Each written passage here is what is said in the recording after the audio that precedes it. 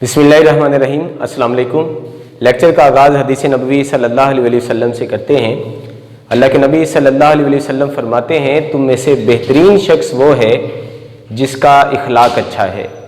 आज के लेक्चर में हम पोटेंशियोमीटर को डिस्कस करते हैं। तो सबसे पहले हम बात शुरू करते हैं वोल्ट मीटर की। वोल्ट मीटर पोटेंशियल डिफरेंस को मेजर कर सकता है, लेकिन वोल्ट मीटर पोटेंशियल डिफरेंस को एक्यूरेटली मेजर नहीं कर सकता। फॉर एग्जाम्पल, फर्ज करो ये हमारे पास कोई रजिस्टर है और इसमें से करंट फ्लो कर रहा है I और ये रेजिस्टेंस है R, तो इसके अक्रॉस पोटेंशियल डिफरेंस होगा IR। पोटेंशियल डिफरेंस मेजर करने के लिए हम इसके पैरेलल में वोल्ट मीटर कनेक्ट करेंगे, लेकिन जैसे ही हम वोल्ट मीटर कनेक्ट करेंगे ये सारा करंट अब R में से पास नहीं करेगा, बल्कि ये वोल्ट मीटर भी कुछ करंट ड्रा करेगा। तो इसमें से गुजरने वाला करंट चेंज हो जाएगा, तो इसके एंड्स पे पोटेंशियल डिफरेंस भी चेंज हो जाएगा। अब वोल्ट मीटर क्योंकि करंट ड्रा करता है तो वो सर्किट से गुजरने वाले करंट को चेंज कर देता है और पोटेंशियल डिफरेंस को भी चेंज कर देता है। इसलिए वोल्ट मीटर पोटेंशियल डिफरेंस को एक्यूरेटली मेजर नहीं कर सकता। वोल्ट मीटर जो अच्छा होगा उसकी रेजिस्टेंस वेरी हाई होनी चाहिए ताकि वो कम से कम करंट ड्रा करे और पोटेंशियल डिफरेंस को ज्यादा चेंज ना करे। आइडियल वोल्ट मीटर की रेजिस्टेंस इन्फिनिट होती है और वो जीरो करंट ड्रा करता है, लेकिन ऐसा कोई वोल्ट मीटर नहीं है जो बगैर करंट ड्रा किए पोटेंशियल डिफरेंस की रीडिंग बता दे। तो फिर दो डिवाइस हम ऐसे हमारे पास अवेलेबल हैं जो पोटेंशियल डिफरेंस को एक्यूरेटली मेजर कर सकते हैं बगैर करंट ड्रा किए। एक CRO कैथोड रे ऑसिलोस्कोप और एक DVM डिजिटल वोल्ट मीटर। लेकिन इन दोनों के ड्रॉबैक हैं कि ये एक तो एक्सपेंसिव हैं और एक ये इस्तेमाल करने में थोड़े मुश्किल हैं, तो इस वजह से ये ज़्यादा कॉमन हम इस्तेमाल नहीं करते। तो हमें एक सिंपल इंस्ट्रूमेंट चाहिए जो सस्ता भी हो, आसान भी हो और बगैर करंट ड्रा किए पोटेंशियल डिफरेंस को मेजर करे, यानी एक्यूरेटली पोटेंशियल डिफरेंस को मेजर करे। तो वो है हमारा potentiometer, a simple instrument which can measure and compare potential differences accurately. Potentiometer एक स्ट्रेट वायर वेरिएबल रेजिस्टर होता है, जैसे रियोस्टेट एक वायर वाउंड वेरिएबल रेजिस्टर होता है। पोटेंशियोमीटर एक स्ट्रेट वायर वेरिएबल रेजिस्टर होता है। ये एक लंबी तार पे मुश्तमिल होता है, तो उसको हम ऐसे टर्न कर देते हैं ताकि लेंथ को मैनेज किया जा सके। इसके दो फिक्स टर्मिनल हैं A और B, और एक टर्मिनल हम इस वायर के ऊपर स्लाइड करते हैं जिसको हम स्लाइडिंग टर्मिनल C का नाम दे देंगे। इसका जो सिंबल है वो ये है। A और B के दरमियान जो वायर की लेंथ है वो रेजिस्टेंस के तौर पे काम करती है, और ये जो C टर्मिनल है जब ये इसके ऊपर स्लाइड करेगा तो A और C में लेंथ चेंज होगी, यानी रेजिस्टेंस चेंज होगी।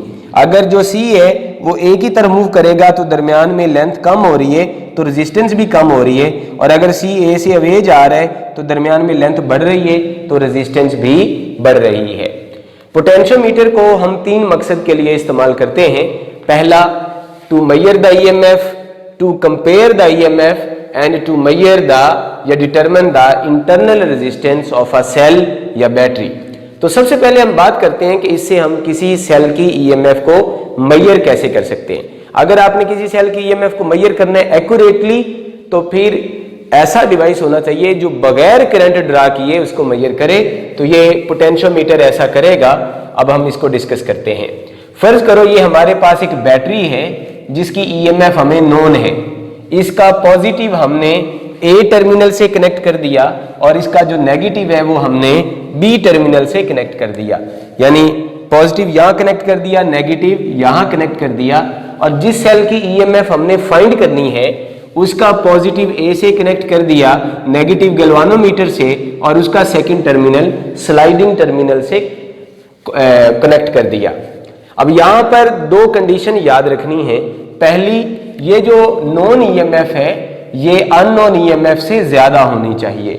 अगर ये बैटरी इस EMF के बराबर होगी या कम होगी तो फिर हमें सिर्फ एक साइड पे डिफ्लेक्शन मिलेगी और हम बैलेंस पॉइंट को फाइंड नहीं कर सकेंगे।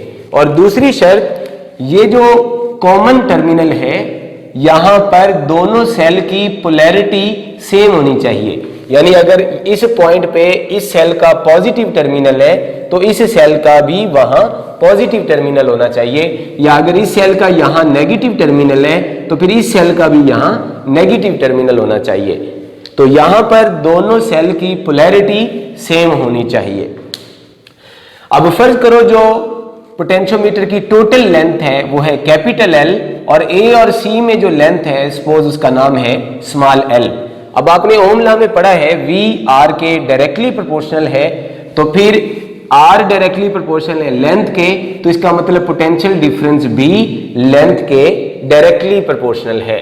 तो अगर पोटेंशियल डिफरेंस लेंथ के डायरेक्टली प्रोपोर्शनल है तो फिर पोटेंशियल डिफरेंसेस में रेशो और लेंथ में रेशो बराबर है। ए और सी का पोटेंशियल डिफरेंस है VAC और यहां पर लेंथ है स्मॉल l।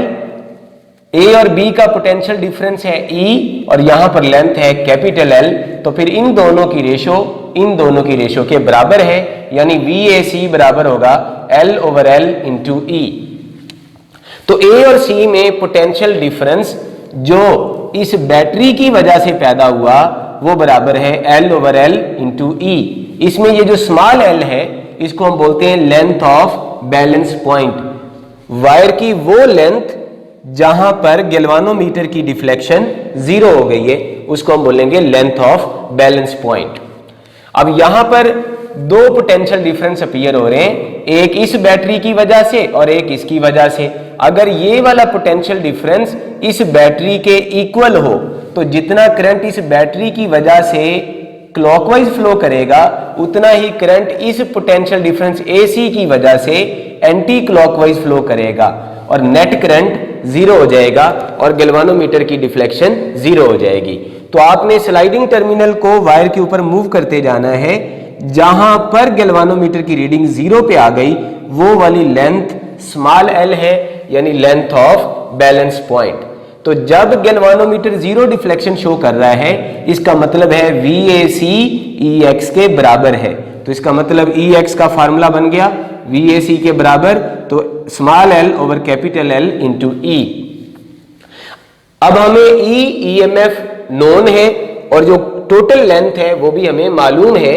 ये दोनों चीजें हमें मालूम है, जस्ट हमने फाइंड करनी है लेंथ ऑफ बैलेंस पॉइंट। तो जस्ट आपने इस टर्मिनल को स्लाइड करना है, जहां पर रीडिंग 0 आ गई वो लेंथ नोट कर लेनी है और उस लेंथ को पुट करके हम अननोन EMF को फाइंड कर सकते हैं। अगर सेल की EMF ज्यादा होगी तो उसकी लेंथ ऑफ बैलेंस पॉइंट भी ज्यादा होगी, और अगर EMF कम होगी तो लेंथ ऑफ बैलेंस पॉइंट भी कम होगी। यानी ये जो लेंथ ऑफ बैलेंस पॉइंट है ये इस EMF पे डिपेंड करेगी। अगर किसी सेल की लेंथ ऑफ बैलेंस पॉइंट ज्यादा है तो इसका मतलब उसकी EMF भी ज्यादा है, और अगर लेंथ ऑफ बैलेंस पॉइंट कम है तो इसका मतलब उसकी EMF भी कम है। अगर हम ये वाली बैटरी और बड़ी कर दें तो आप देखो, अगर ये फिक्स है ये फिक्स है, ये नोन वाली बैटरी ज्यादा लार्जर लगा देते हैं तो ये दोनों का इनवर्स रिलेशन है। तो इसको बढ़ाने से लेंथ ऑफ बैलेंस पॉइंट कम हो जाएगी और टोटल लेंथ बढ़ाने से लेंथ ऑफ बैलेंस पॉइंट ज्यादा हो जाएगी, और अगर ये ज्यादा EMF वाला सेल है तो भी लेंथ ऑफ बैलेंस पॉइंट ज्यादा हो जाएगी। तो इस तरह आप लेंथ ऑफ बैलेंस पॉइंट को फाइंड करके आप अननोन EMF को फाइंड कर सकते हैं। अब फर्ज करो हमने दो सेल को कंपेयर करना है। जब भी दो क्वांटिटीज को कंपेयर करते हैं तो हम आमतौर पर उनकी रेशो फाइंड करते हैं। तो अगर हम दो सेल को कंपेयर करना चाहते हैं, यानी दोनों की EMF की रेशो फाइंड करना चाहते हैं, तो आप पहले यहां पर पहला सेल कनेक्ट करोगे और उसकी length of balance point find कर लोगे। फर्ज करो वो है L1, तो वो फिर L1/L इंटू E के बराबर होगी EMF, और फिर हम इसको उतार के दूसरा सेल कनेक्ट कर देंगे और उसकी भी length of balance point find कर लेंगे L2, तो फिर E2 बराबर होगा L2/L इंटू E। तो अब आप इन दोनों की रेशो निकाल लो तो वो बनेगी L1/L2, यानी E L के डायरेक्टली प्रोपोर्शनल है। जो लेंथ ऑफ बैलेंस पॉइंट में रेशो है वही EMF में भी रेशो होगी। तो लेंथ ऑफ बैलेंस पॉइंट में अगर रेशो है 2:3 तो फिर EMF में भी 2:3 है, तो इससे हम पता लगा सकते हैं कि एक ईएमएफ दूसरे सेल से कितने टाइम ज्यादा है या कितने टाइम कम है या उनकी रेशो क्या है। अब हम बात करते हैं इंटरनल रेजिस्टेंस किस तरह से मेजर करेंगे पोटेंशियोमीटर की मदद से। अगर हम इंटरनल रेजिस्टेंस मेजर करना चाहते हैं तो यहां पर तो वही बात है कि यहां नॉन ईएमएफ लगाएंगे जिसका पॉजिटिव टर्मिनल ए के साथ और नेगेटिव टर्मिनल बी के साथ कनेक्ट कर देंगे, और जो अननोन बैटरी है उसका पॉजिटिव ए के साथ सेम पोलैरिटी होनी चाहिए कॉमन टर्मिनल पे। और अब हमने उस सेल की इंटरनल रेजिस्टेंस को भी यहां पर कंसीडर कर लिया और यहां पर पैरेलल में एक रेजिस्टेंस और की लगा देंगे और उनको गैल्वानोमीटर से जोड़ देंगे। इंटरनल रेजिस्टेंस फाइंड करने के लिए हम दो स्टेप फॉलो करेंगे। पहला स्टेप, इस की को हम ऑफ रखेंगे। जब की ओपन होगी तो अब इस सर्किट से कोई करंट पास नहीं करेगा, अब सिर्फ इतने पोर्शन में से करंट पास करेगा। ये बिल्कुल पहले वाली सिचुएशन बन जाएगी। अब क्योंकि गैल्वानोमीटर अगर जीरो डिफ्लेक्शन शो कर रहा है तो इसका मतलब इस पोर्शन का जो करंट है वो जीरो है, तो इसका मतलब कुछ भी पोटेंशियल इंटरनल रेजिस्टेंस में ड्रॉप नहीं हो रहा, तो ये टर्मिनल पोटेंशियल इस ईएमएफ के बराबर होगा, तो फिर ये ईएमएफ वीएसी के बराबर होगी। तो फिर इस तरह जो ईएक्स है वो वीएसी के बराबर हो जाएगी। वीएसी मतलब L/L इंटू ई, तो ये बराबर होगी L1/L इंटू ई। और अभी जो लेंथ ऑफ बैलेंस पॉइंट निकली है फर्ज करो उसका नाम है L1। याद रखो ये टर्मिनल पोटेंशियल अगर VAC के बराबर हो तो ये जीरो डिफ्लेक्शन शो करेगा। अब टर्मिनल पोटेंशियल अगर करंट फ्लो नहीं कर रहा तो ईएमएफ के बराबर है, इसलिए यहां पर हमने टर्मिनल पोटेंशियल की जगह डायरेक्ट ईएमएफ लिख दी क्योंकि करंट फ्लो नहीं कर रहा। तो इस केस में EX बराबर होगा L1/L इंटू ई।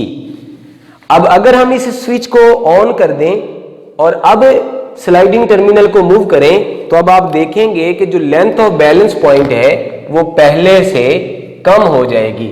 इस लेंथ ऑफ बैलेंस पॉइंट का नाम हम रख देते हैं L2।